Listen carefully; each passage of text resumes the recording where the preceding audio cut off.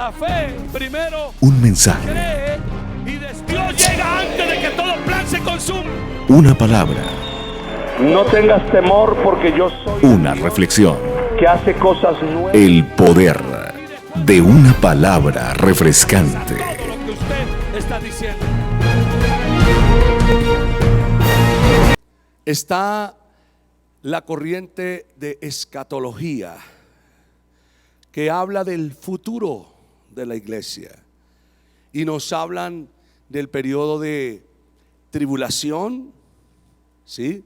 Y dentro de esa tribulación hay otras dos corrientes, que es postmilenial y premilenial, y de interpretación bíblica profética, que es la corriente preterista. Repita conmigo: preterista.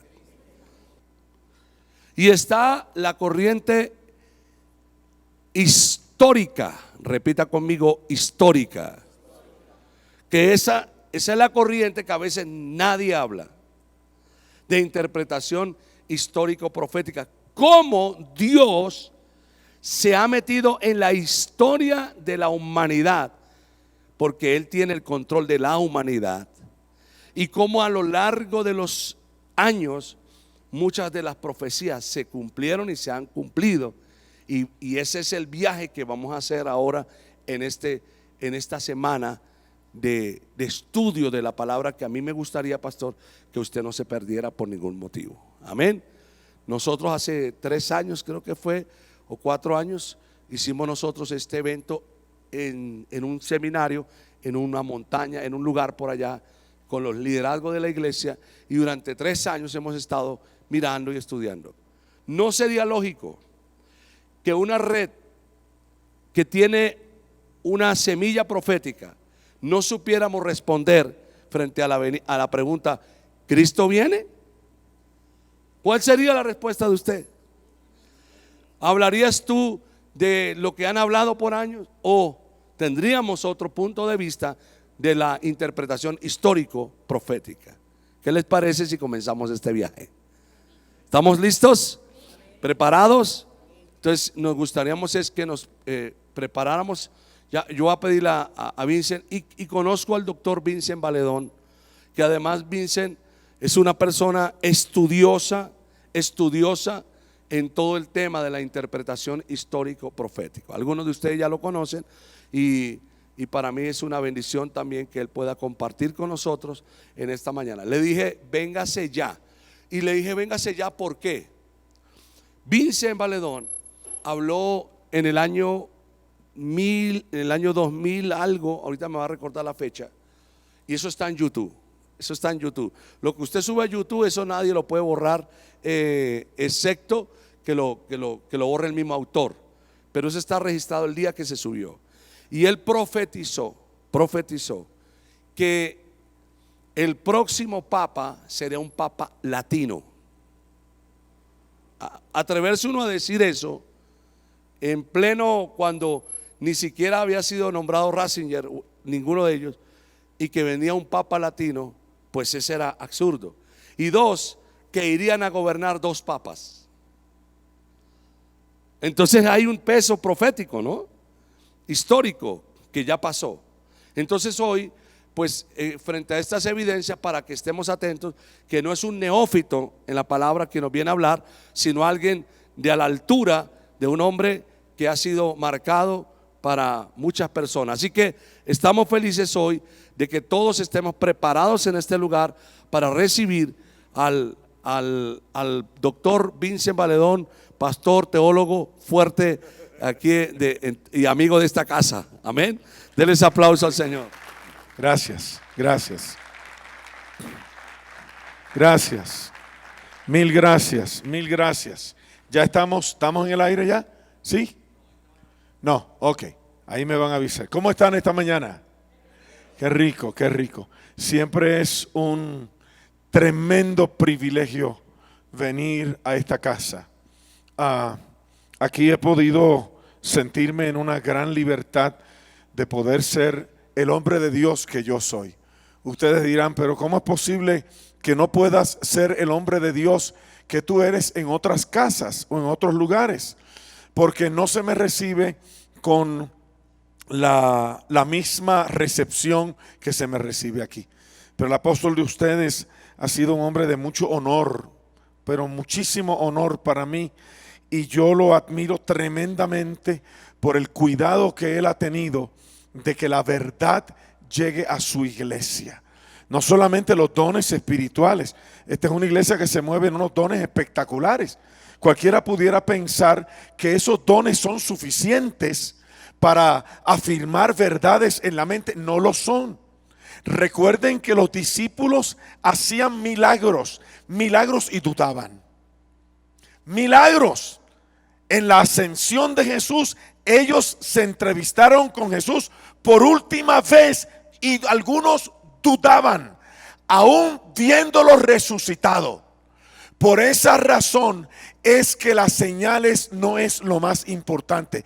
Y me llama la atención que en un ministerio y en una iglesia de tantas señales como esta, el pastor de ustedes lo entienda así, lo enseñe así y me traiga aquí para yo establecer ciertas verdades con este ministerio que amo. Estoy comprometido tenazmente con él, y que él me traiga aquí a enseñarles a ustedes estas verdades.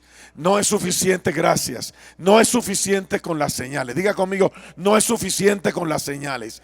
Hace falta la verdad. Y vuestro pastor ha dicho aquí que la verdad profética está aquí. Tenemos también la palabra profética más segura. La palabra profética más segura no es que el apóstol o el profeta o los invitados profetas que vengan aquí te digan: tú tienes un ticket o tienes una tierra que se te va a soltar. Eso es fantástico. Yo no niego que eso debe ocurrir y está ocurriendo en este ministerio. Pero la palabra profética más segura es entender este libro. Y Dios ha establecido hablarnos a través de profecías.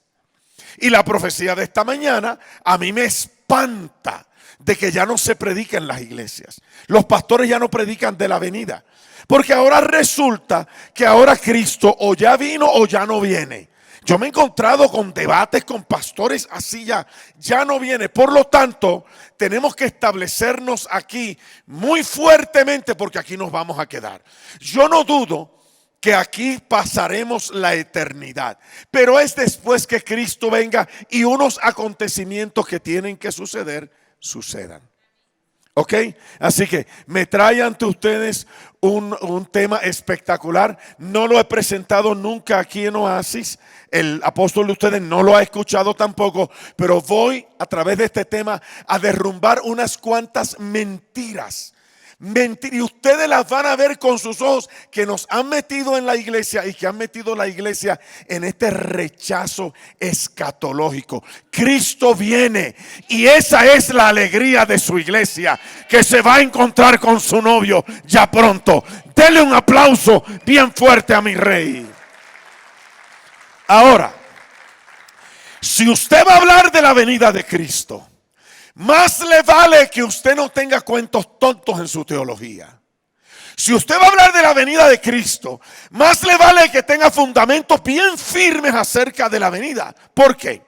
Porque hoy, con todo este sistema de comunicación del internet, ya la gente no come cuentos. La gente, tú no puedes irle con cualquier cuento, no puedes hacer eso.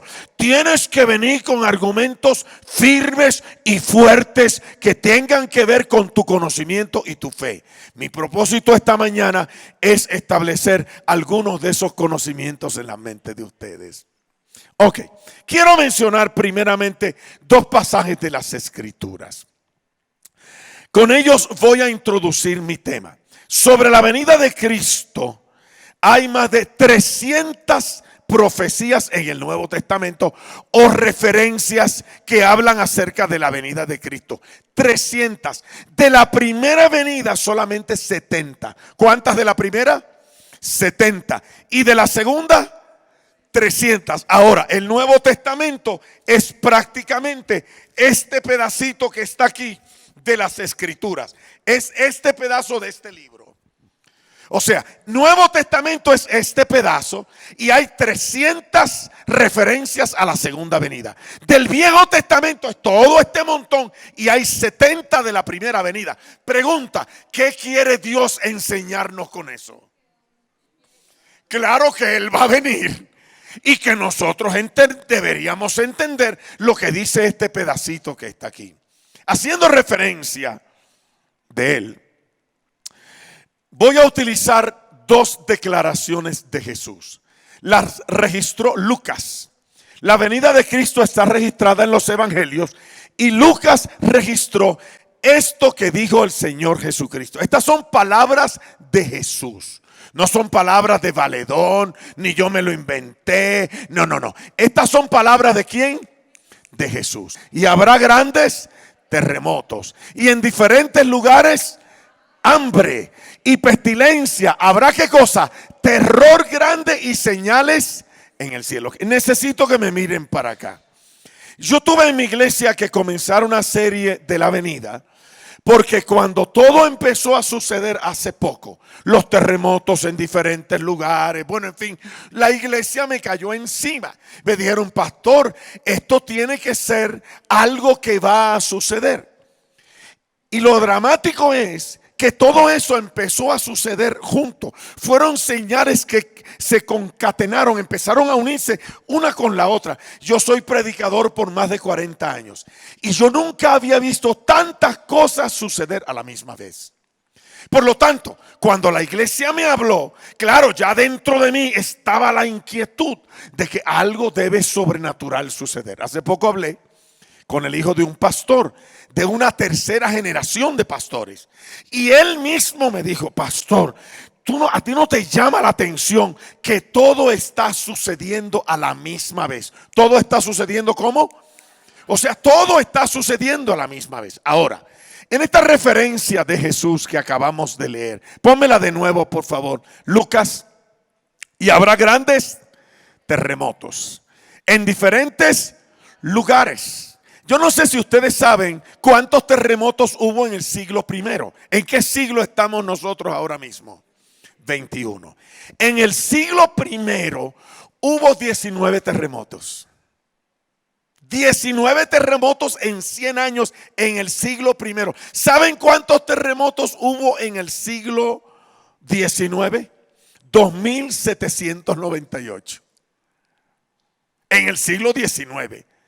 Los del siglo XX son incontables. España nada más, entre el 2013 y 2014, tembló 5,000 veces. La pregunta es, ¿qué nos está diciendo esto? Que hay un qué. Diga conmigo, un aumento. ¿Un qué?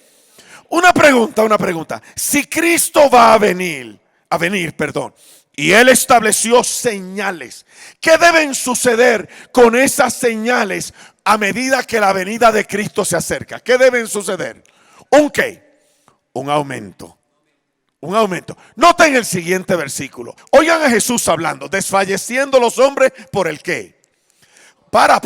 En el primer versículo mencionamos el qué. El temor. Si me puedes poner el versículo anterior, por favor, pónmelo. Y habrá grandes terremotos en diferentes lugares. Y habrá gran terror. Próximo versículo, por favor. Desfalleciendo los hombres por el temor. Así que el temor es una característica o una señal de la ¿qué? De la venida. Que sobrevendrá en la tierra porque las potencias de los cielos serán. Ahora Jesús menciona otra cosa. ¿Qué menciona también? El cielo, las potencias de qué. Pero ¿a qué se refería él? Ponme el versículo anterior, el primero que pusimos. Oye, y habrá grandes señales. ¡Qué tremendo! Así que incluye terremotos. ¿Qué más incluye? Terror. ¿Y qué más incluye? Señales ¿en dónde? En el cielo. Ok, yo voy a referirme a una en particular. Tremenda, porque esto nunca había pasado antes. Yo nunca había utilizado esto como una referencia para hablar de la venida. Lo estoy utilizando apenas ahora. Es más, la primera vez que lo utilicé el domingo antepasado en mi iglesia de Miami. La segunda vez que lo estoy utilizando aquí. La pregunta es, ¿qué cosa, pastor? Ponme el siguiente versículo, por favor. Pablo hace una referencia de los dichos de Jesús. En un momento, en un abrir y cerrar ¿de qué? De ojos. Diga conmigo, a la final trompeta. Pues la trompeta sonará. Ok, necesito que me miren para acá. Esto es espectacular. Para. Si hay una final trompeta, ¿qué debe ocurrir antes de la final? Que deben haber otras. La primera, no sabemos. Pero si hay una final, debe haber ¿qué? Otra. Hablando de las trompetas, quiero mencionar algo. Todas las fiestas judías están cumplidas en Cristo, excepto la fiesta de las trompetas. Qué tremendo esto, ¿eh? La única fiesta que su cumplimiento se realizará con la segunda venida de Cristo. Qué tremendo. Y ahora Pablo hace referencia a las ¿qué? A las trompetas. Próximo versículo, por favor, adelante, pónmelo. Enviará a sus ángeles con gran voz de trompeta y juntará a sus escogidos de los cuatro vientos, desde un extremo del cielo hasta el otro. Me llama la atención que hablando tan claramente de su venida, de las señales, de los sonidos, los ángeles, las trompetas, haya gente que hoy enseñe. Yo tengo unos debates berracos, como dicen ustedes los colombianos, tremendos, con pastores que me quieren convencer que ya Cristo vino. Yo no los condeno como que son diabólicos, yo no entro en eso, yo no condeno a nadie. Pero tengo debates teológicos, les digo, no puede ser. ¿Cómo es posible que sí vino en el 70 con la destrucción del templo? Y hacen toda una apología basada en interpretaciones. Y yo les digo, mira, la venida de Cristo es tan importante que Jesús no lo dejó al azar. No es un sistema interpretativo el que hay que usar, es un asunto claro. Enviará a sus ángeles desde el cielo. Este mismo Jesús que ha sido tomado de vosotros al cielo, así mismo vendrá como le habéis visto ir. Así que hay que verlo. Le dije eso a un pastor hace poco y me dijo, sí, pero es que viene con las nubes y las nubes lo tapan. No puedo. Entonces me dio otro versículo del significado de las nubes en el Antiguo Testamento. Yo le dije, mira, brother, no vengas a disparatear conmigo, por favor. Estás forzando las escrituras. Estás utilizando el método interpretativo. Y yo uso el método interpretativo para predicar. Yo he escuchado a este hombre dar unas interpretaciones de versículos de la Biblia tremendo, porque yo lo veo a él en Miami. Pero el método interpretativo no es el método primario de la Biblia, es el método literal. Usted va primero por lo literal y después de lo literal usted se mete en lo con la venida, o sucede así. Usted tiene que ir con el método literal. Ahora, ¿qué fue lo que Jesús dijo de la venida? Que cuando Él venía un sonido de ¿qué? Y Él dijo que habrían señales en el ¿qué? En el cielo. Pues yo no sé si ustedes saben que las trompetas están sonando desde el cielo. ¿Ya lo saben o no lo saben? Hay gente aquí que no lo sabe. ¿Sabían ustedes que los noticieros? Yo tengo ahora un pequeño video que quiero que lo vean, de noticieros que están. Peter Jennings, que es un reportero calificadísimo de los Estados Unidos. Cuando yo vi a Peter Jennings dando esta noticia, yo dije, wow, esto es serio de verdad. Porque al principio son ciertos noticieros de otros países, porque está sonando en Chile, está sonando en Argentina, está sonando en Rusia. Entonces, claro, los noticieros de allá lo presentan, pero cuando un gringo hace una referencia de esta, yo digo, esto, o sea, lo tengo que validar, porque ya no es un asunto de que se lo están inventando algunos cristianos y montaron un estudio ahí para decir, no. Esto es un asunto real. Esto es lo que están diciendo los noticieros acerca de las trompetas, porque están sonando trompetas en el cielo y no hay explicación. Yo nunca había utilizado esto en ninguna predicación de la venida, jamás en mi vida. Pero Jesús hizo referencia a terremotos. ¿Qué más? Terror. ¿Qué más? Terror. Y señales en el cielo. Y él dice que él viene, Pablo dice que viene a la final trompeta. Así que si hay una final trompeta, es porque hay unas que son antes de la final. Pónmelo, por favor. Strange noises heard around the world the last few weeks has people buzzing, especially on YouTube. Clips posted from Arizona to England and right next door in Manitoba, all showing folks alarmed by what sounds like a noise straight out of a science fiction flick. Valley News Team. It came in many forms last Sunday night. To some, it sounded like trumpets. To others, a mariner's... Right now at 4, a mystery boom in an Ocean County community. When they say the craziest thing happened. You heard this rumble, boom, boom, boom, boom, and it just felt right under our feet and kept going. It was just unbelievable. It rumbled like an earth. Finally tonight, a story about a nice place they're calling a boom town jokingly. The problem is it's not funny. The good people in one town in Wisconsin would right now give anything to find out what's making that noise. I've never heard anything quite like this. A tremendous boom. It has been more than a day since those thunderous booms rocked the Verde Valley. These weird sounds, just, you put two and two together and it starts to, you start to realize, maybe we don't know everything we know,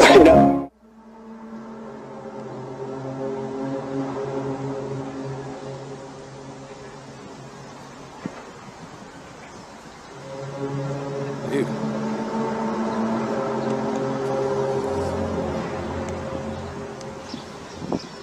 Did you guys hear that?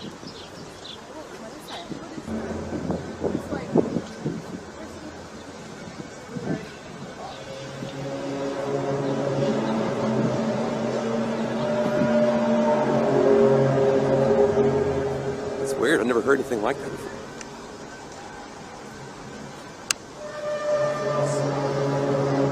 Where's it coming from?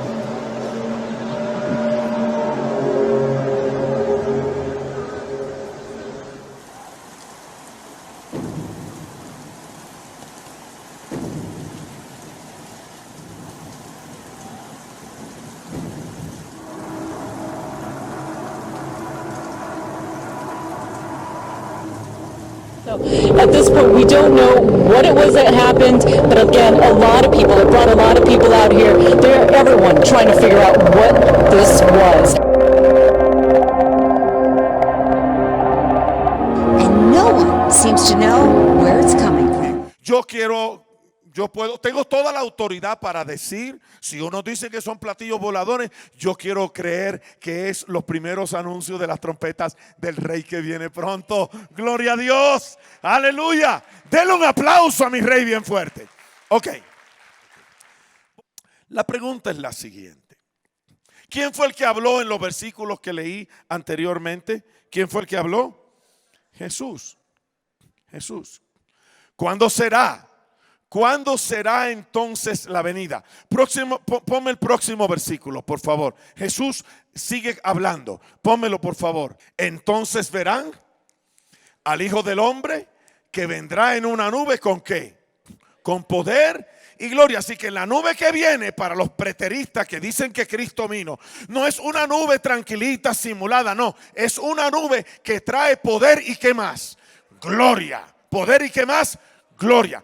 Pedro tuvo una visión de eso y los discípulos también. Los discípulos tuvieron una visión de la gloria. Jesús se los dijo: algunos de ustedes no verán la muerte hasta que no vean el Hijo del Hombre venir en gloria, hasta que no vean el reino de Dios manifestado en gloria. ¿Cuándo ocurrió eso? ¿Cuándo fue que eso ocurrió? Algunos de ustedes no se morirán. Nos califican de que nosotros somos desacertados porque todos los discípulos se murieron y el reino de Dios no vino con gloria ni poder. No es cierto, porque en Lucas dice 6 días después, ¿cuánto? 6 días después de Jesús decir esto, tienes que leer el contexto. Jesús llamó a Pedro, Santiago y Juan, los llevó a un monte y se transfiguró. Esa es la manifestación de la gloria. Por eso es que cuando Pedro está allí, y yo no lo culpo, el pobre Pedro dijo: quedémonos aquí, que se fastidien todos los demás, yo no quiero irme de este lugar. Claro, porque la gloria es maravillosa. Y la gloria que traerá la venida será algo maravilloso. Dele un aplauso bien fuerte a mi rey. Déselo bien fuerte, bien fuerte. Ok. La pregunta es la siguiente. ¿Qué fue lo que provocó que Jesús hablara de esto?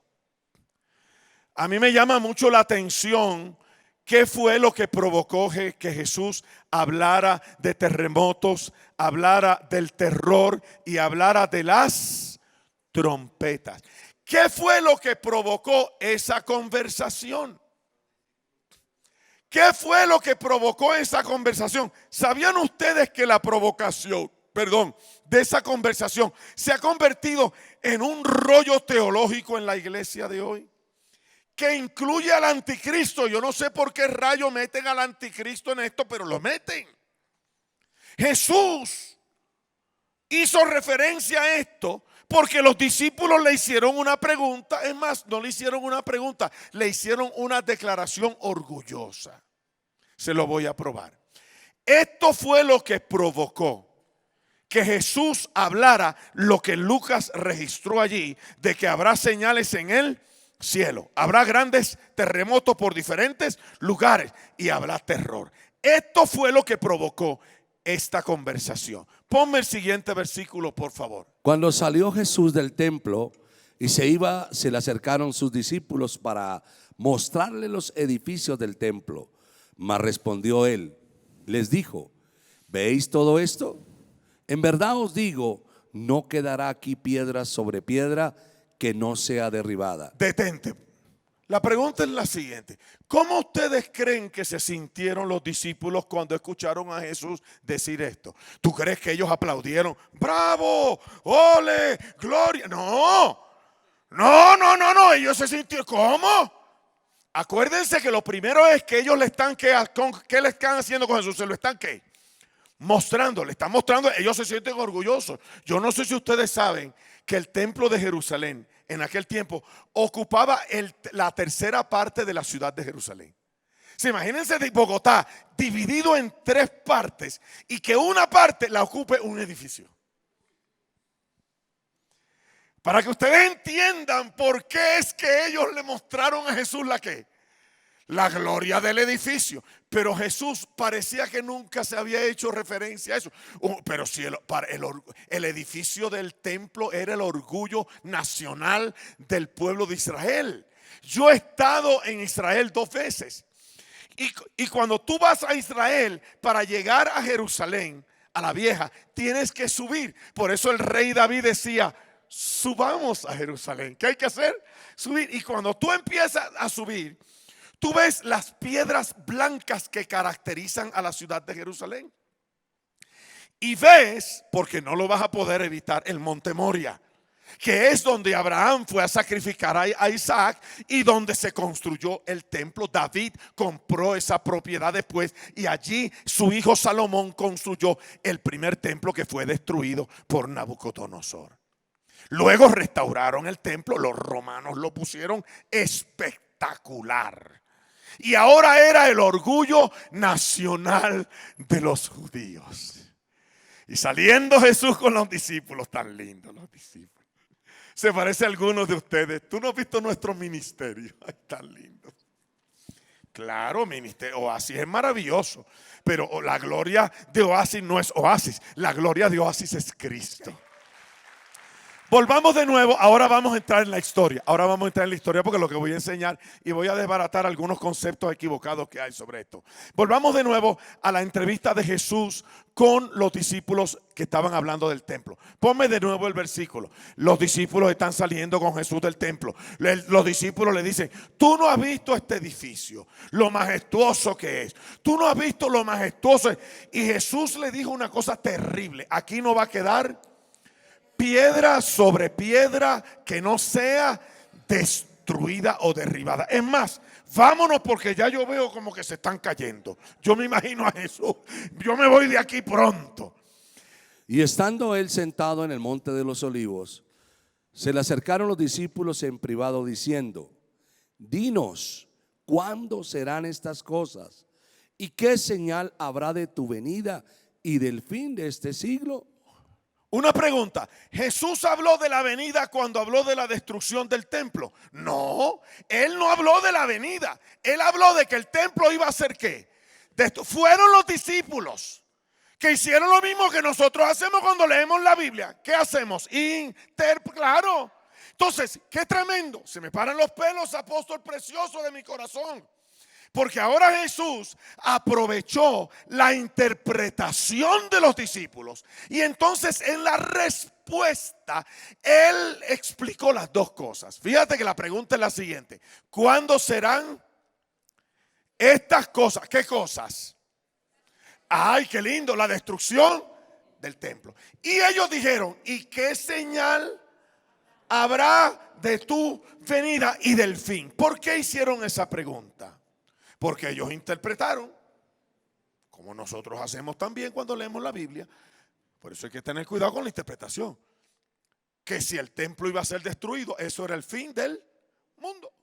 Dijeron, no, pues llegó el fin. Y yo no sé si ustedes entienden e interpretan, si lo saben, que todos los discípulos pensaban que Cristo iba a venir en sus días. ¿Lo sabían? Y lo predicaron así. Pablo dice, claro, el Señor vendrá del cielo con voz de trompeta y los muertos en Cristo resucitarán primero. Luego nosotros los que quedamos seremos levantados para recibir al Señor en el aire. Y fíjate que interesante, Dios nunca les aclaró eso. Jesús los dejó así, déjalo que piensen que yo vengo ya. Y hay algo interesante que ocurre con todos los creyentes. Yo no sé si a ustedes les pasó, pero a mí me sucedió. Cuando yo me convertí a Cristo, yo creía que Cristo venía mañana. ¿Les pasó eso a ustedes también? Yo decía, el rey, Cristo viene ya. Y porque eso le pasa a todos los creyentes. Porque es que la morada de Cristo interna en el corazón te hace sentir un deseo de verlo a Él cara a cara. Tú lo quieres ver ya. Yo lo quiero ver ya. No, yo los quiero ver ya. Yo lo he predicado más de 40 años y yo le digo, pero por favor ven. Claro, nosotros tenemos un gran privilegio. Yo creo que estamos en la última generación. Yo creo que estamos en la generación del fin. ¿Ok? Esta es la generación del fin. Nosotros estamos en el fin del tiempo del fin. Dígalo conmigo. Fin del tiempo del fin. Pero el tiempo del fin no empezó ahora. No, el tiempo del fin lo inauguró Jesús. Te lo voy a probar en el estudio de hoy. Que Jesús inauguró el tiempo del fin y hay señales de la inauguración y hay señales de la terminación de ese tiempo. Y yo acabo de poner una ahora. Ok. Jesús habló entonces de la destrucción del ¿qué? Del templo. Ahora Lucas y Mateo. Acuérdense que los evangelios fueron escritos 20, 30 años después que Jesús se murió. Yo no sé si ustedes sabían eso. No es que ellos estaban, Jesús estaba hablando y Pedro estaba, apunta eso que dijo. Espérate, maestro, un momento, apunta eso. No, eso no era así. Ellos escribieron, es más, cuando se empezaron a morir, ellos dijeron, alguien tiene que escribir esto porque si nos morimos todos no queda la historia de él. Y lo mismo pasó con los otros libros de la Biblia. Los otros libros de la Biblia fueron escritos de la misma manera. No fueron escritos allí en una taquigrafía. Se dijo, dije bien taquigrafía, sí. Fueron escritos posteriormente. Entonces los discípulos pasaron los años y se quedaron recordando los dichos de Jesús, las entrevistas de Jesús, lo que ellos habían vivido de Jesús y lo registraron aquí. Y eso es lo que yo estoy predicando hoy. Entonces Lucas y Mateo, ¿quiénes? Los registraron diferentes. Y aquí es que viene la confusión, apóstol, con el rollo del anticristo y toda esta porquería mentirosa que hay en la iglesia de hoy. Lucas y Mateo los registraron diferentes. Pero es el mismo evento. Porque la pregunta fue la misma. ¿Qué señal? ¿Cuándo es que va a suceder esto? ¿Qué cosa? Eso es lo primero. ¿Y qué señal habrá de qué? Entonces escúchame.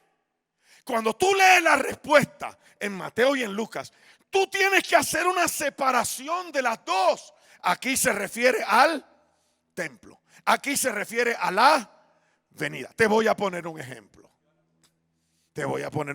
¿Cuántos de ustedes han leído el versículo que dice, mas ay de las que estén encinta en aquellos días?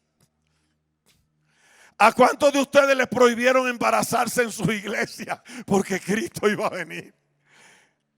A mí me lo prohibieron y ya mi hija mayor tiene casi 40 años.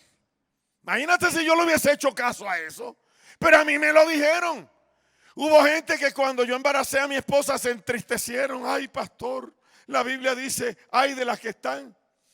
Ese es el rollo cuando tú interpretas mal la Biblia. Entonces hacemos el hazmerreír de los incrédulos. Ahí están los cristianos prohibiendo que las mujeres se embaracen porque Cristo viene. Jesús no estaba hablando de eso. No. El embarazo de las mujeres no tenía que ver nada con la venida de Cristo. Negra, ponte a trabajar en eso ya. Que te coja en el asunto. Eso tenía que ver con la destrucción del templo. ¿Por qué? Porque como los soldados romanos rodearon la ciudad de Jerusalén por 3 años, ¿qué sucedía con los suministros? No había agua, no había comida. ¿Y qué pasó? Que las mujeres empezaron a comerse los niños. Hay un registro de Josefo, de una mujer llamada María de Betesuba. Él la registró, donde ella asa al niño de ellas, lo asa y lo esconde para que no. Pero claro, cuando tú asas carne, viene el olor. Y llegaron los judíos a la casa de ella a ver, espérate, ¿de dónde está? Sacó carne. Y cuando, pues claro, ya ella estaba malita de la cabeza. Y ella lo destapó y le dijo, vengan, coman también conmigo. Eso lo registra Josefo en la guerra de los judíos. Él estuvo allí, María de Betesuba. Sí, no tiene que ver nada con la venida, tiene que ver con la destrucción del templo. Ahora, lo que me llama la atención es la siguiente. Necesito que me miren todos para acá. Si el templo fue destruido de una manera tan exacta y dramática, y Satanás tratando de impedir que se cumpliera esa profecía, tú lo vas a ver ahora.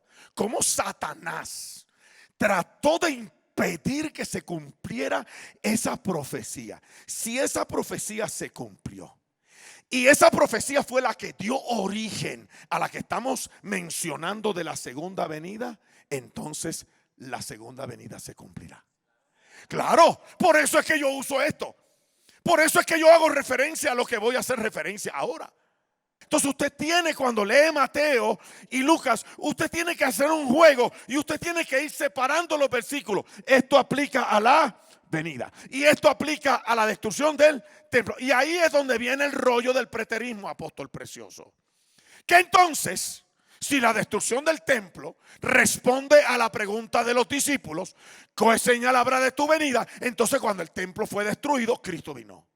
¿Entienden de dónde viene el preterismo entonces? De la interpretación de eso. Aunque el preterismo es católico, Luis de Alcázar en el siglo XVI, siglo XV, XVI, él se lo inventó. Es un invento católico. Ok.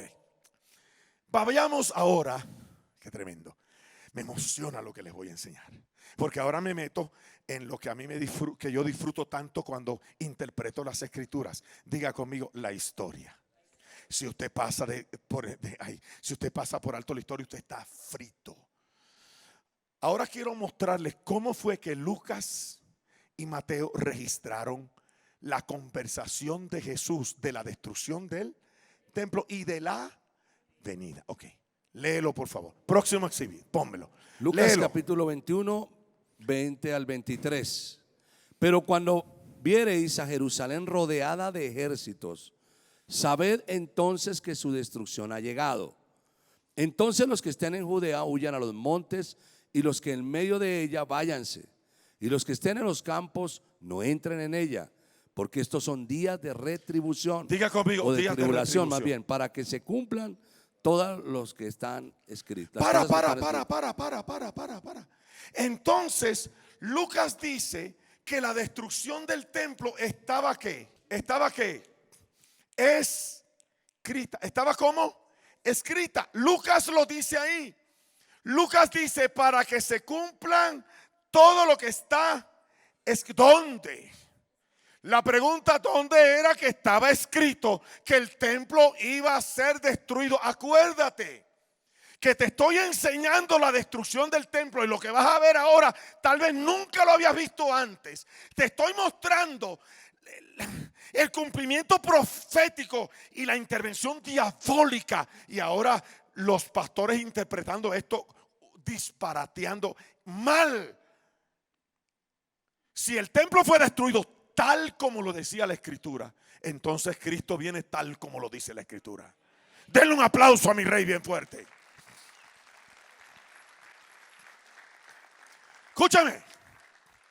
Lucas lo dijo así, para que se cumpla lo que está escrito. Cuando viereis a Jerusalén rodeada de ejércitos, saber que su destrucción ha llegado. Sálganse de la ciudad. Pero como un rayo me voy a ir de una ciudad rodeada de ejércitos. Te lo voy a explicar. No se murió ningún cristiano ahí. Qué lindo. Todos se escaparon a Teba, la ciudad de Jordania. ¿Y cómo se escaparon? Ahora te explico. Pero vamos a Mateo. Mateo lo registró diferente. ¿Cómo? Y aquí es donde viene la confusión. Y probablemente algunos de ustedes están confundidos. Diga conmigo, la abominación desoladora. ¿Cuántos han oído de la bendita abominación desoladora esta? Que es que una estatua que el anticristo va a meter en un futuro templo. Eso es un disparate. Jesús no estaba hablando nada de eso allí. La abominación desoladora son ejércitos romanos que vienen a desolar la ciudad. Por eso es una abominación que, escúchame, era una abominación que un gentil entrara al templo judío. Si ni las mujeres entraban, por eso había el patio de las mujeres y el patio de los gentiles. Te mataban. Y los soldados romanos entraron al templo. Y Tito, el hijo de Vespasiano, entró al templo y miró toda la gloria del templo por dentro, antes de que fuera quemado. Eso es una abominación. Y es desoladora, claro, porque vamos a ver lo que dijo Mateo. Por favor, léelo. Ahí está Mateo. Mateo capítulo 24, verso 15 al 19. Por tanto, cuando veáis el lugar santo, en el lugar santo, la abominación desoladora de que habló. ¿Cuál es el lugar santo? Diga conmigo, Jerusalén. Jerusalén. Una pregunta, ¿no es la santa ciudad? ¿Sí o no? Claro, es el lugar santo. La abominación desoladora de la que habló. Sigue, ponme el versículo, adelante. La que habló el profeta Daniel. Para. ¿Dónde es que Lucas dice para que se cumplan las cosas que están? Es que, ¿dónde era que estaban escritos? En Daniel. En Daniel. Pero entonces con el libro de Daniel hay una cosa maravillosa. Yo dije que el tiempo del fin lo inauguró ¿quién? Jesús. Qué lindo, lo voy a probar. Apóstol, qué lindo esto, bello. Jesús inauguró el tiempo del fin. Nosotros no estamos en el tiempo del fin. Nosotros estamos en el fin de ese tiempo. Pregunta, ¿dónde se inauguró la primera venida de Cristo? La primera venida de Cristo tiene un lugar de inauguración. ¿Dónde se inauguró? En el jardín del Edén, en Génesis. Cuando Dios le dijo a la mujer, ella te herirá, tú la herirás en la ¿qué? En la cabeza, y ella te herirá en el calcañar. Pablo interpreta que estaba hablando de ¿quién? De Cristo. Así que el tiempo de la primera venida de Cristo se inauguró ¿cuándo? En el Edén. ¿Cuándo se cumplió? Cuando vino el cumplimiento del tiempo, Dios envió a su hijo nacido de mujer. Cuando por fin la virgen se embarazó. Que ahora resulta que los mesiánicos dicen que eso es mentira también. Que Jesús no nació de ninguna virgen. Que eso es otra mentira que nos han goleado a nosotros. Y que nosotros somos los dos culpables de estar aquí metiéndole a ustedes esos disparates. Es que esto es para que a uno le dé mucha rabia, apóstol. Y la iglesia, y veo pastores metiéndose en eso y gente metiéndose en esa porquería porque les gustan los disfraces. Tú no ves que los disfraces empezaron en el Edén. Entonces a usted le gusta la kipá y ponerse los rabos y esto y lo otro. En vez de vestirse de Cristo, revestidos de Cristo, qué lindo. Yo tengo un vestido, es precioso, importante, que es el Rey de Reyes y Señor de Señores, que vive dentro de mí. No necesito otra vestimenta ninguna. Yo estoy bajo la autoridad del Padre, del Hijo y del Espíritu Santo. No necesito ponerme una kipá para demostrar que estoy bajo autoridad, porque ese es el propósito. Yo estoy bajo la autoridad de Dios. Terminé el paréntesis. Ahora Jesús hace algo extraordinario. Yo acabo de decir que Jesús inauguró el tiempo del qué. Claro, ¿por qué sé que lo inauguró? Porque Jesús mandó a los discípulos a leer el libro de Daniel. Claro, Mateo lo registró. Pónmelo de nuevo el versículo. Ponme el versículo por favor de nuevo. Pónmelo de nuevo. Por tanto, por favor. Cuando veáis en No, el lugar, arriba. Por tanto, cuando veáis en el lugar, Sí. veáis en el lugar santo la abominación desoladora de que habló el profeta Daniel. Detente. Jesús le habló a ellos del profeta Daniel. Él le habló de la abominación desoladora. Lo que pasa es que Lucas interpretó que la abominación desoladora eran ¿qué? Ejércitos. Mateo no le llamó la atención eso. A Mateo le llamó literalmente lo que dice Daniel, porque Daniel lo dice en Daniel capítulo 9. Y a Mateo le llamó la atención eso. Mateo era judío.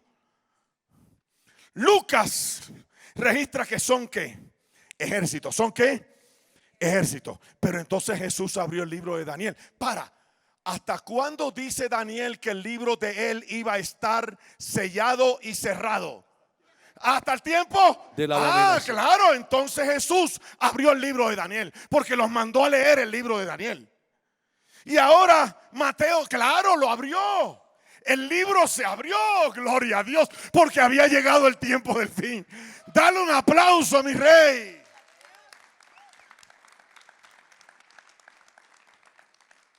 Una pregunta, ¿le hace sentido esto a ustedes, sí o no?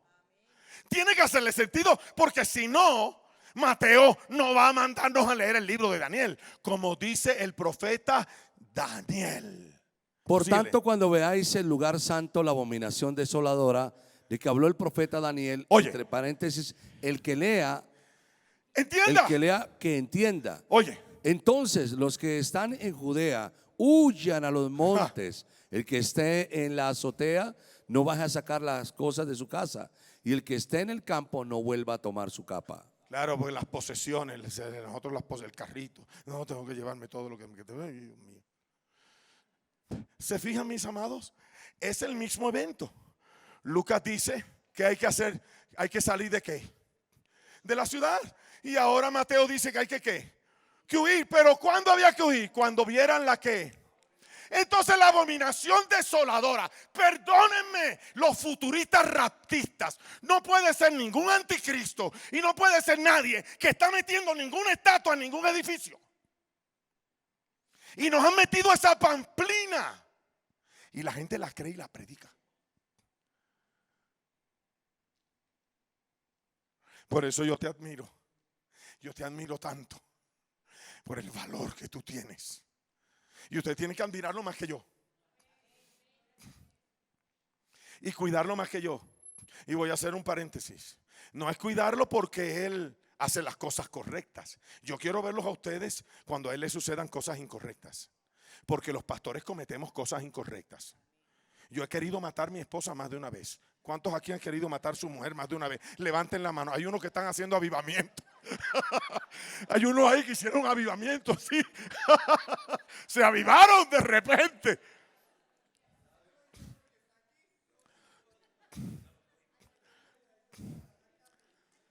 ¿Y cuántas mujeres han querido matar al esposo?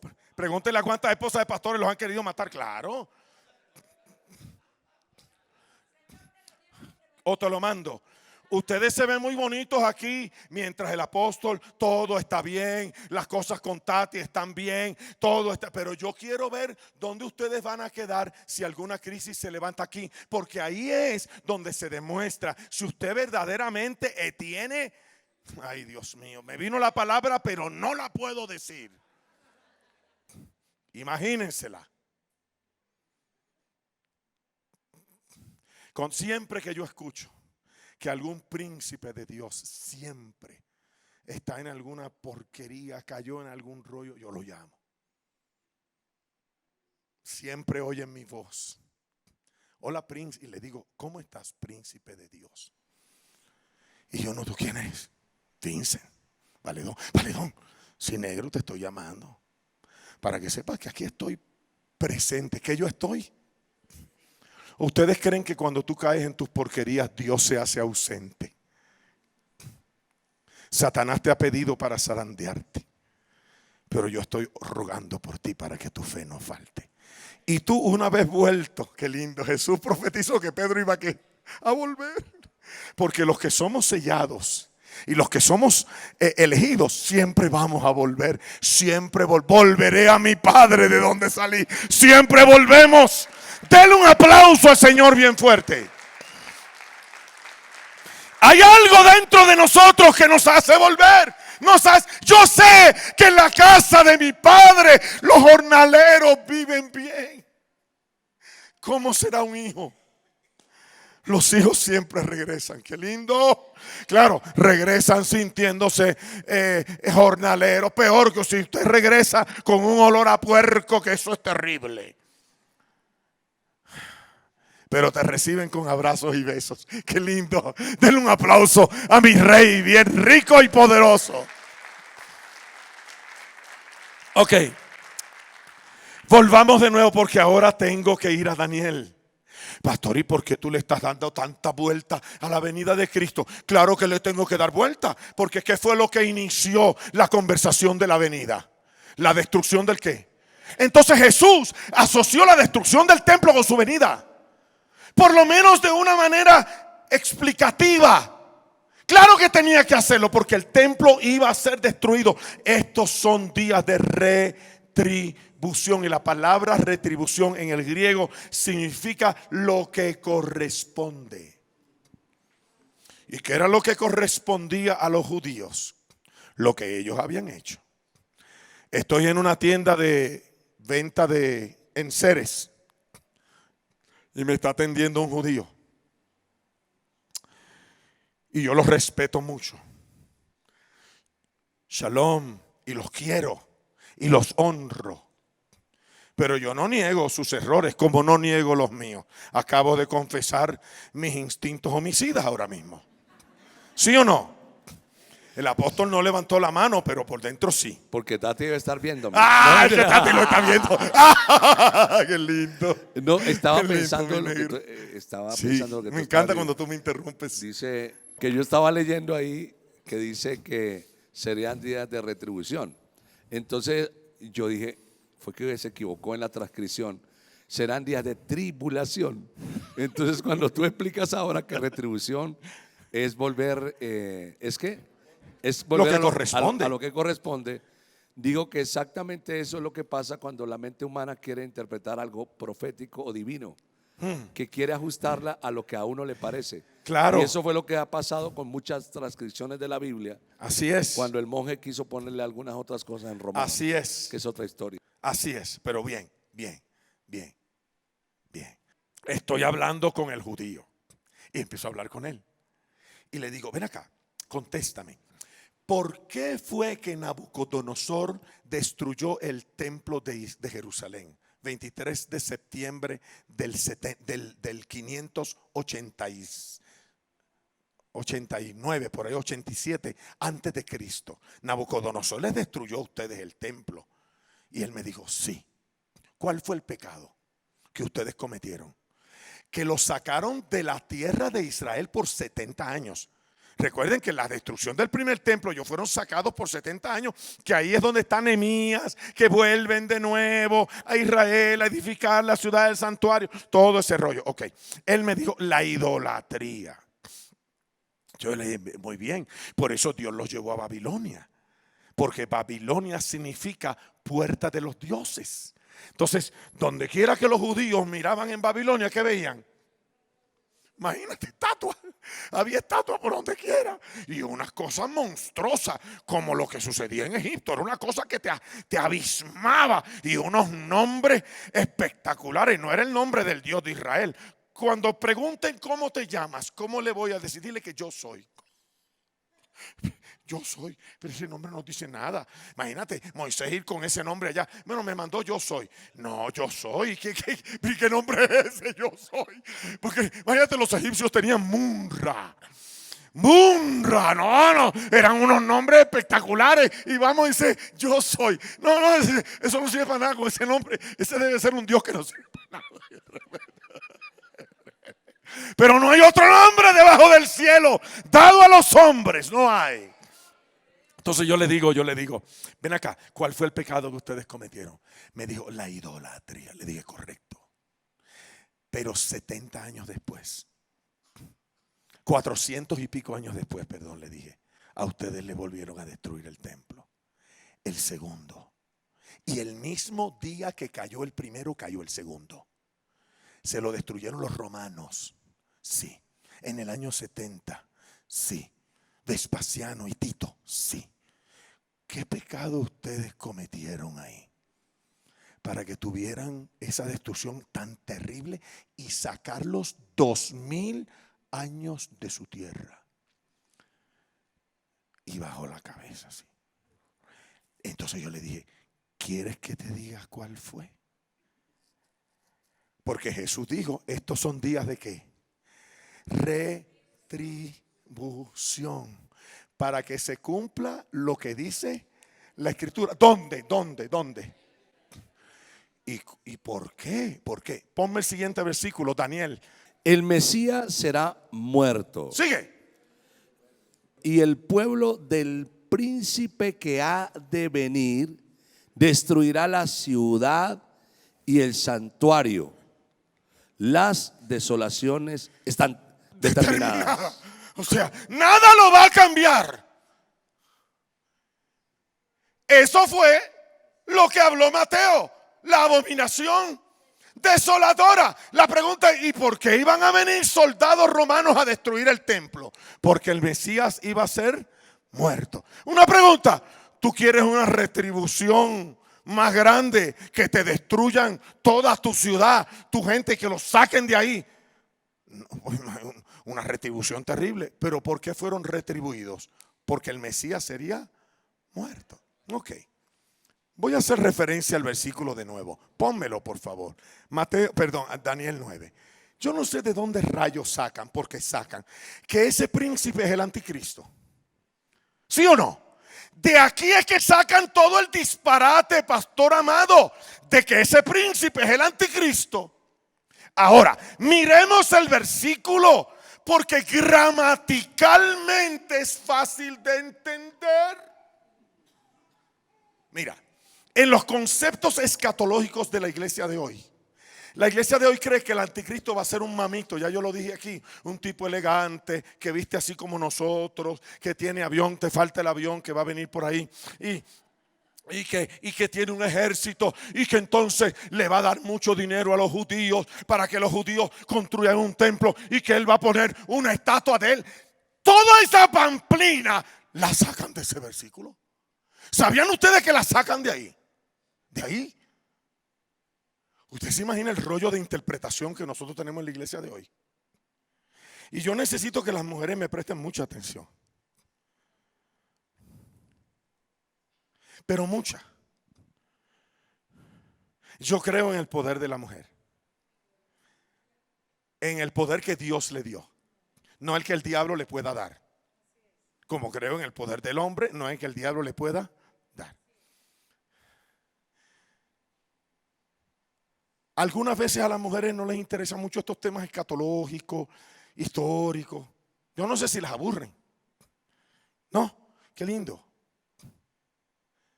A nosotros los hombres nos fascinan. Nos encanta. Y somos los responsables de la interpretación. Porque fuimos los responsables de escribir este libro. Este libro fue escrito solamente por hombres. Por lo tanto, nosotros tenemos la responsabilidad no solamente de haberlo escrito, pero también de saber cómo enseñarlo. ¿Dónde rayos dice el versículo? Pónmelo de nuevo. Todo ese rollo del anticristo, vamos a leerlo. El Mesías será muerto. ¿Y cómo? Eso es un y causativo. O sea, por la muerte del Mesías, ¿qué es lo que va a suceder? El pueblo de un príncipe ha de venir y a destruir la ciudad y el santuario. O sea, las desolaciones están determinadas. Ahora no me quites el versículo. Necesito que miremos el texto por un momento. Ahí no dice que el príncipe es el anticristo. Ahí no dice que el príncipe va a construir. Más bien dice que va a ¿qué? Pero léalo. Porque yo le digo a pastores raptistas futuristas, léelo.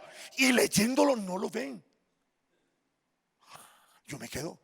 Yo digo, doing. Ahí no dice que va a construir. Ahí dice que va a ¿qué?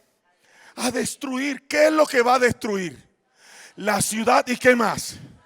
Y el santuario. Ahora, no dice que el príncipe es el que va a destruir. Léalo de nuevo, los agarré. Léalo de nuevo. ¿Quién es el que va a destruir? El pueblo. Qué interesante.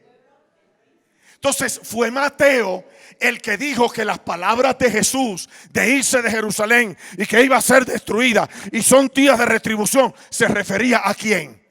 Y en el único lugar donde Daniel menciona esto es ahí. ¿Y por qué la ciudad y el santuario iban a ser destruidos? Porque el Mesías iba a ser muerto. ¿Dónde fue muerto el Mesías? En Jerusalén. Pues allí vendría el castigo. Son días de retribución. Ahora, lo sorprendente, mire, yo podría terminar aquí. Lo sorprendente es cómo se cumplió esta profecía. Porque Satanás trató de meterse con algo que nunca había sucedido. Es que se me paran todos los pelos, pastor. Satanás se trató de meter con algo que nunca había sucedido en el Imperio Romano jamás. Necesito que me miren porque ahora voy a dar un poquito de historia. En el año 65 antes de Cristo, el templo fue destruido. ¿En qué año? 70. Tenemos que ver cómo se cumplió esa profecía. Nerón reinaba. Nerón había sido emperador 14 años. ¿Cuántos? 14. Se suicidó en el 65. Él se suicidó. Él había reinado 14 años como emperador. Y él había mandado un general terrible, el peor que él tenía, porque Nerón era terrible. Mandó al peor hombre, a Floro, para que Floro fuera a Jerusalén y aplacara una revuelta judía, porque los judíos eran revoltosos. El problema del Imperio Romano no eran los griegos, ni eran los españoles, ni los ingleses, que los romanos llegaron, eran los benditos judíos. ¿Y por qué los judíos eran tan revoltosos? Bueno, porque los romanos, cuando conquistaban un país, ellos cogían el dios de ese país y lo asimilaban. Y decían, nos gusta el dios de los griegos. Uy, a los romanos les encantaban los dioses griegos. Zeus, Afrodita, Poseidón. Tú te imaginas, tú predicando aquí, y Poseidón, eso suena tan grande. Poseidón, dijo, y la gente, sí, gloria. Los dioses griegos eran espectaculares, eran fabulosos, era una fábula, pero eran espectaculares. Y los romanos adaptaban todos los dioses de todos los países. El problema era el Dios de Israel. Porque el Dios de Israel era caprichoso. Los judíos decían, bueno, si ustedes quieren adoptar el Dios de nosotros, está muy bien, pero se tienen que ir todos los demás.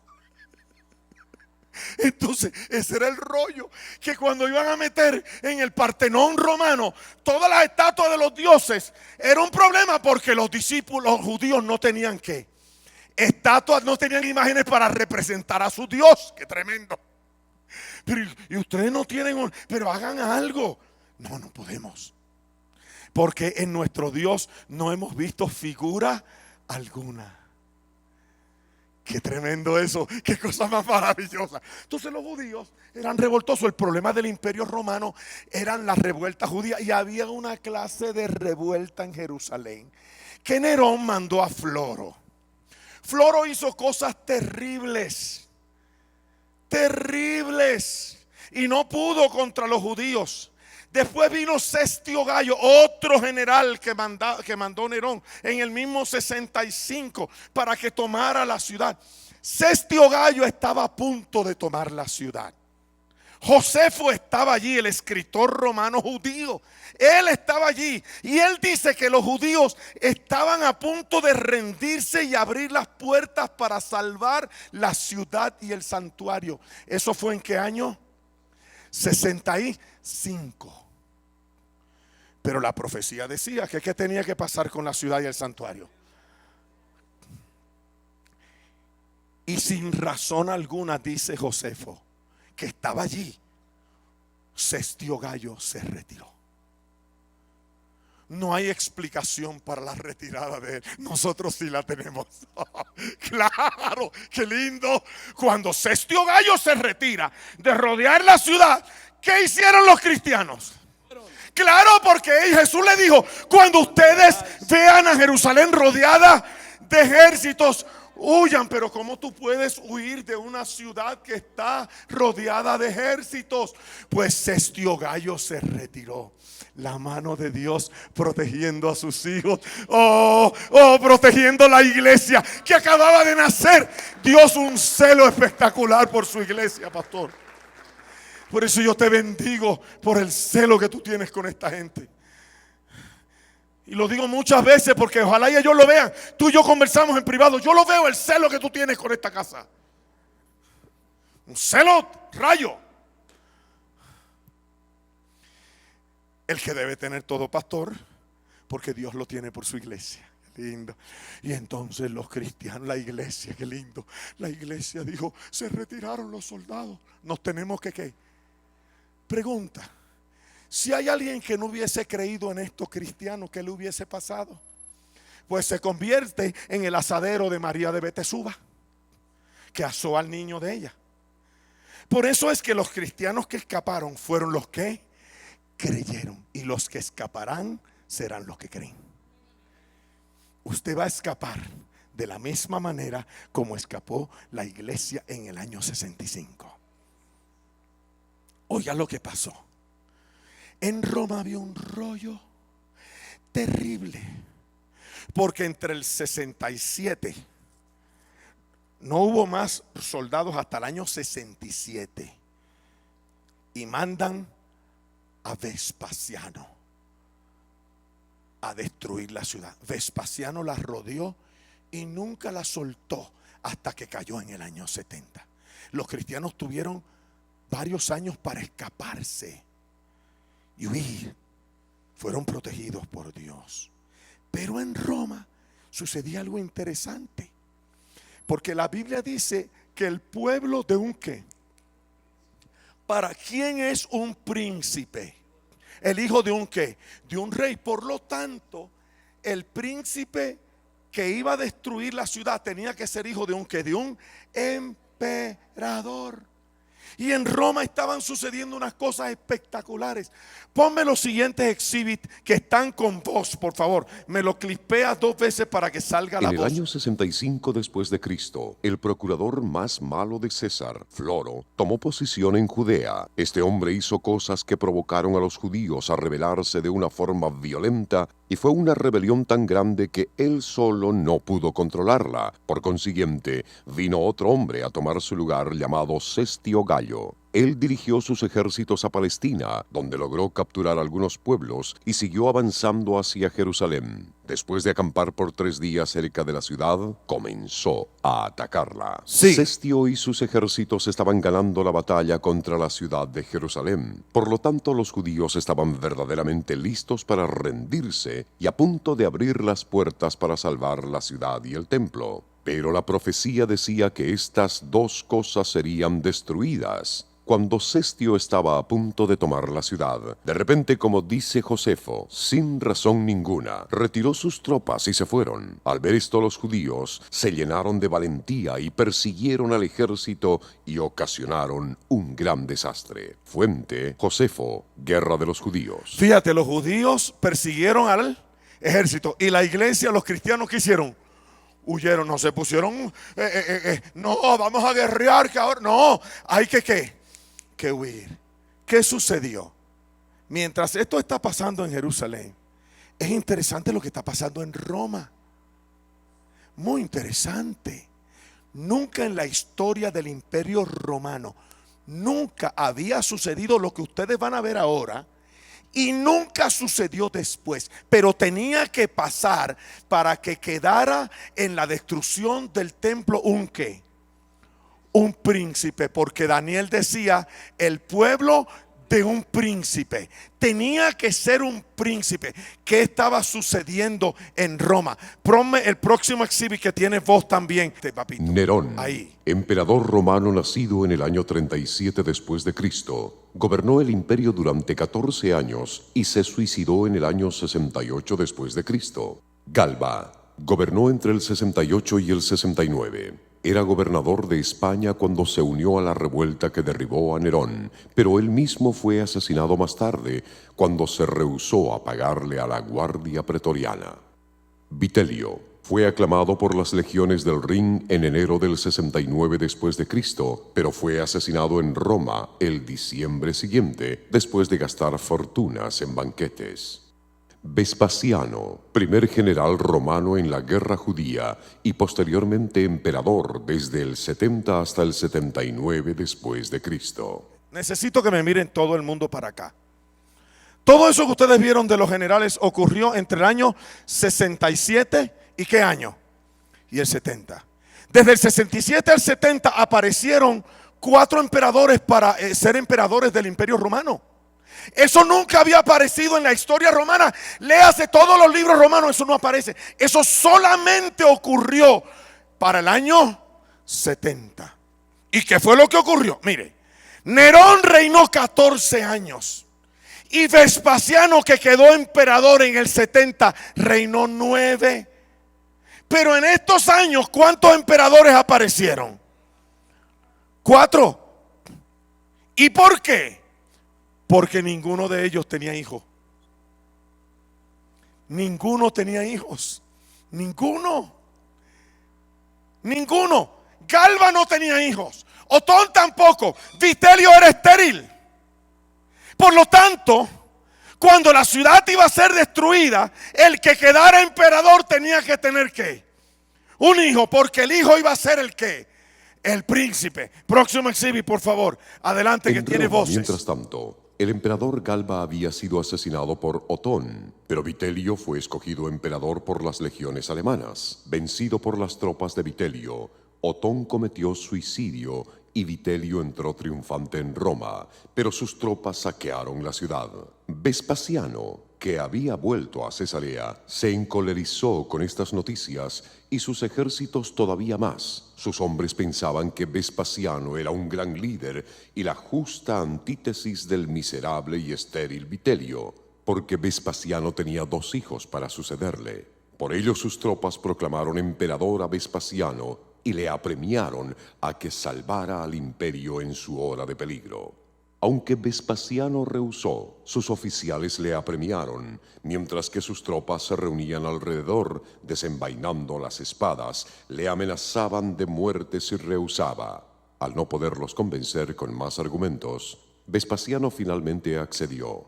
El pueblo de Roma aclamó a Vespasiano como emperador. Él recibió las buenas nuevas en Alejandría, de donde navegaría a Roma. Mientras tanto, envió a su hijo Tito con tropas de élite para aplastar Jerusalén.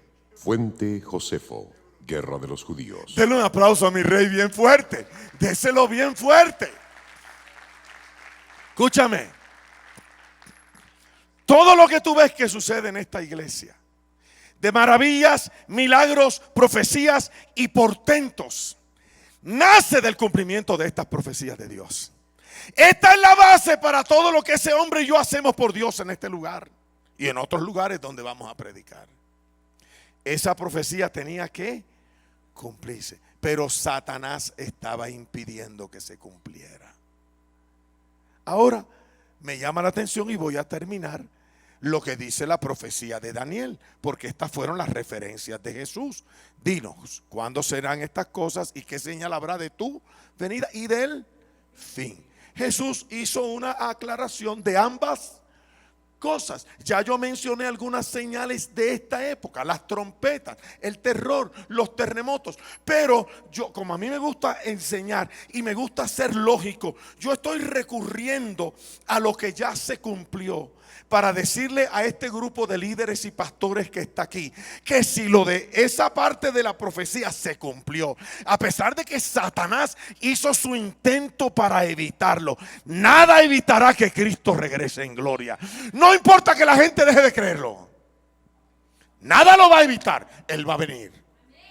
Así como fue destruida la ciudad y el santuario de una manera tan clara, matemática, histórica, así mismo vendrá mi rey en gloria también. La profecía decía lo siguiente y termino. Ponme el versículo, por favor, el siguiente. El Mesías será muerto y el pueblo del príncipe que ha de venir destruirá la ciudad y el santuario. Pregunta, ¿vino un príncipe con un pueblo a destruir la ciudad? ¿Sí o no? Ahora, si no es el príncipe el que la destruye, sino el pueblo, ¿qué papel jugaba el príncipe en esto? ¿Qué estaba haciendo Tito mientras sus tropas querían matar y destruir la ciudad y el santuario? ¿Qué hacía Tito? Si él era el que estaba a cargo de este asunto, ¿por qué no lo evitó? ¿Saben ustedes qué? Trató de evitarlo. Es más, el mismo día que el templo se prendió en fuego, Tito se paró en la puerta. Qué cosa tremenda. Tito se paró en las puertas y amenazó de muerte al que se atreviera a destruir el templo. Pero no pudo. Como nada podrá detener que Cristo venga de nuevo. Nada podrá detenerlo. Nada. Les voy a dar el dato histórico. Pónmelo, por favor, tiene grabación también. Adelante, recréense en esto. Tito dio órdenes de que no se diera muerte a nadie y de que no se incendiara ninguna de las casas. Prometió restaurar su propiedad a la gente, porque su objetivo era preservar la ciudad y el templo. Oigan. Tito, deseoso de preservar a la ciudad, envió a Josefo a negociar con los judíos en su lengua nativa. Fuente: Josefo. Obras esenciales. 2 de agosto del año 70 después de Cristo. A la mañana siguiente, Tito ordenó que se apagara el fuego y que se hiciera un camino a las puertas para facilitarle la entrada de las legiones. Luego llamó a sus generales para debatir la suerte que debía correr el templo. Algunos querían destruirlo en el acto porque sería siempre un foco de rebelión judía. Otros aconsejaron que si los judíos salían del templo, que fuera preservado, pero que si lo empleaba como fortaleza, lo quemaran. Pero Tito declaró que sucediera lo que sucediera, una obra tan magnífica como el templo debía ser preservada, porque siempre sería un adorno del imperio. 3 de sus generales estuvieron de acuerdo con él y se levantó el consejo. Septiembre del 70 después de Cristo. Tito estaba descansando en su tienda cuando un mensajero se precipitó allí con noticias. Saltando tal como estaba, corrió al templo para apagar las llamas, pero había tal ruido y confusión que los soldados no podían o no querían escuchar las órdenes de su general ni de obedecer a sus ademanes. Nada podía detener la furia de las tropas y muchos fueron atropellados por sus propios camaradas en las entradas. Cayendo entre las ruinas llameantes, compartían la suerte de sus enemigos. Enloquecidos de ira y pretendiendo no oír las órdenes de su general, los soldados seguían corriendo, lanzando sus antorchas dentro del santuario. Los rebeldes eran ahora impotentes, los judíos, y no hicieron ningún intento para defenderse, porque por todos lados había degollina y huida, siendo los no combatientes las principales víctimas de la matanza. Alrededor del altar había montones de cadáveres, mientras que arroyos de sangre corrían por las escalinatas del santuario. Al ver el príncipe que no podía refrenar la furia de sus soldados, él y sus generales entraron al edificio y contemplaron el lugar santo del santuario y todos los esplendores que contenía. Por cuanto las llamas no habían llegado aún al interior, sino que estaban aún consumiendo las cámaras que rodeaban el templo, Tito hizo un último esfuerzo por salvarlo. Precipitándose fuera, ordenó a sus tropas que apagaran el fuego, ordenando a uno de sus centuriones que diera muerte a garrotazos a quien desobedeciera sus órdenes. Pero el respeto hacia su general y el temor al castigo habían quedado desbordados por su odio desenfrenado contra los judíos y por la esperanza del botín. Viendo que todo lo que les rodeaba estaba hecho de oro, supusieron que el interior contendría inmensos tesoros.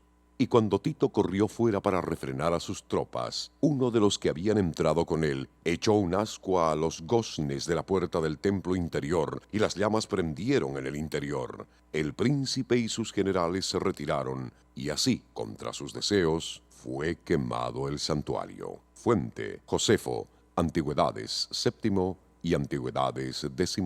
Qué tremendo. Denle un aplauso a mi rey bien fuerte. Déselo bien fuerte. Déselo bien fuerte. Déselo bien fuerte. Déselo bien fuerte, iglesia, pastores, líderes que están aquí, por favor. Qué tremendo que tenemos esto para recrearnos, para saber que nuestra fe no es una fábula, que podemos corroborar lo que creemos con la historia, que si vamos a hablar de la venida de Cristo, es bueno que le digamos a los pecadores que nos oigan que tenemos datos históricos que prueban que la palabra de Dios se cumple y no hay nada ni nadie que lo pueda evitar. Ningún gobernador, ningún presidente, ningún imperio puede oponerse a lo que Dios ha dicho. Entonces, lo que viene se cumplirá. Ponme el próximo exhibit. Tenemos datos de Tito. Ponlo rapidito. Tito, hijo del emperador Vespasiano y príncipe sucesor del imperio. Próximo exhibit, por favor, adelante. Cuando tú vas a Roma, yo fui a Roma. Esta fotografía la sacamos allí. Y ahí está en Roma, cada vez que un general romano tenía una gran batalla que conquistaba algún país, hacían un arco para recordar ese evento. Y ese se llama el Arco de Tito. Allá arriba está la inscripción. Y me llama la atención que dentro del Arco de Tito está eso que ustedes ven ahí. ¿Qué es eso? A ver, ¿qué es eso? El menorá judío. Los judíos, los soldados romanos cargando el menorá. Recientemente los rabinos judíos le exigieron al Vaticano que soltara el menorá porque ellos creen que el Vaticano tiene el menorá escondido en las bóvedas del Vaticano. Yo fui al Vaticano y en las bóvedas, si usted se impresiona con lo que hay arriba, lo que hay abajo es mucho más impresionante y no puedes entrar a todo lo que hay. Hay un pasillo bastante grande y todo lo que hay ahí es oro, piedras preciosas, es una cosa espectacular. Todas las coronas que se han puesto, los papas, los anillos, en fin, es una cosa que, bueno, con eso se pagarían todas las deudas de casi todos los países del mundo entero. Eso está en la parte de abajo del Vaticano. Y entonces tú vas a Roma y allí tú vas a encontrar el Arco de Tito y el menorá judío. Hoy, para que vean cómo quedó la ciudad de Jerusalén, próximo exhibit, por favor, pónmelo, así está. El templo estaba allí. Allí estaba el templo. Ahí está. Estos son días de ¿qué? De retribución. ¿Para que qué? Para que se cumplan todas las cosas que están escritas. Póngase de pie conmigo y leamos el último versículo. Cuando estas cosas empiecen a suceder, ¿qué tenemos que hacer? Erguíos. Levantarnos. Levántate y resplandece, porque ha venido tu luz y la gloria del Señor ha nacido sobre ti. Porque aunque vengan tinieblas sobre la tierra, sobre ti aparecerá el Señor y será vista la gloria de Él en ti. Dale un aplauso a mi rey bien grande. Gloria a Dios, gloria a Dios, gloria a Dios.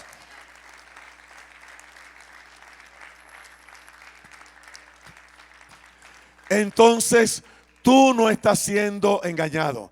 Estás en el mejor lugar para estar en este día en Bogotá, aquí en Oasis, recibiendo esta conferencia que afirma tu fe. Mi propósito como predicador es afirmar la fe de los creyentes. Yo tengo una fe basada en las Escrituras, porque yo creo que lo que estamos experimentando ahora mismo alrededor nuestro es tenaz. Y el que no está parado en las Escrituras, wow, tienes que pararte en la palabra.